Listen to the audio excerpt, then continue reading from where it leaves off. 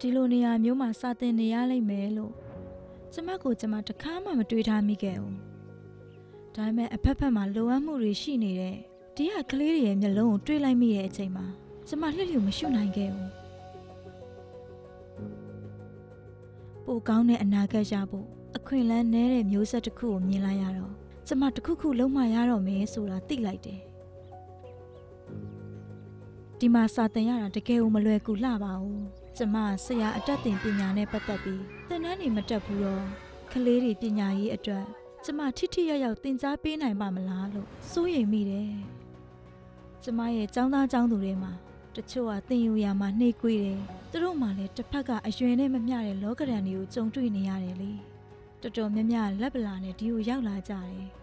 သူတို့လေးတွေကိုကျမစာသင်ပေးနေရတဲ့ပုံဝန်းကျင်နဲ့အခြေအနေတွေကအကောင်းဆုံးတော့မဟုတ်ပေမဲ့ကျမသူတို့လေးတွေအပေါ်လုံးဝလက်လျှော့လိုက်လို့တော့မဖြစ်ဘူး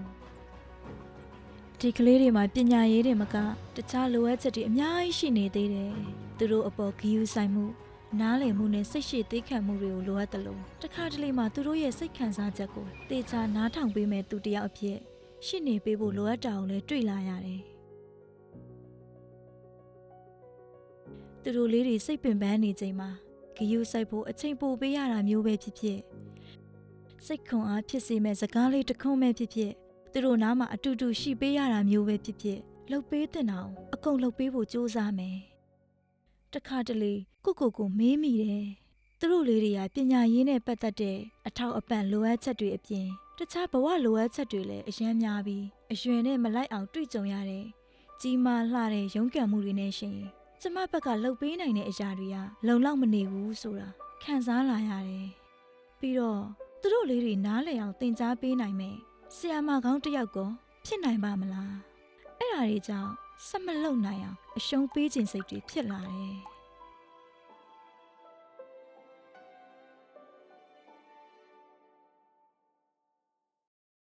ကျမအတွေ့ကိုပြောင်းလဲစေခဲ့တဲ့အဖြစ်အပျက်တစ်ခုဟာမကြီးမားပေမဲ့တက်ရောက်မှုတစ်ခုတော့ဖြစ်စေခဲ့တယ်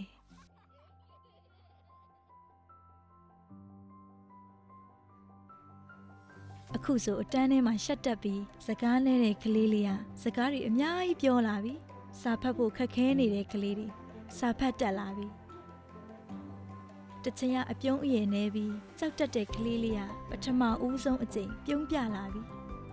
အဲ့လိုပြောင်းလဲမှုလေးတွေဟာကျမဘာကြောင့်ဒီနေရာမှာရှိနေရလဲဆိုတာအသိပေးနေတယ်ကျမအတွက်ဒီခရီးလမ်းဟာခက်ခဲကြမ်းတမ်းပေမဲ့ထိုက်တန်မှုတွေရှိတယ်လို့အမြဲတတိပေးနေတဲ့အရာသူတို့ရဲ့လှမ်းနေတဲ့ခြေလှမ်းတွေပါပဲ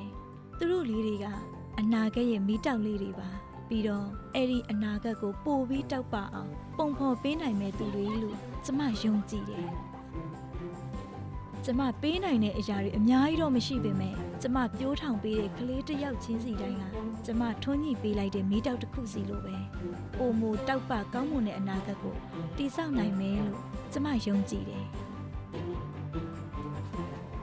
ဆရာမများနှလုံးသားနဲ့ရင်းပြီးပညာသင်ကြားပေးနေတဲ့စိတ်နဲ့ဆက်လက်ရှင်သန်တောက်ပပေးပါဆရာမတို့ထွန်းညှိပေးလိုက်တဲ့ပညာလင်းရောင်ဟာကလေးတိုင်းရဲ့အနာဂတ်စိတ်ကူးကိုပုံဖော်ပေးနိုင်ပါတယ်